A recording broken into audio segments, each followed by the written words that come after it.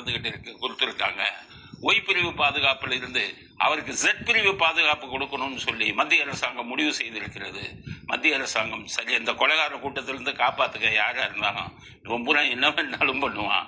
அதனால இப்போ ஒய் பிரிவில் ஏற்கனவே அவருக்கு பாதுகாப்பு கொடுக்கப்பட்டிருக்கிறது. இப்போ ஜெட் பிரிவுக்கு மாற்றப்பட்டிருக்கிறது.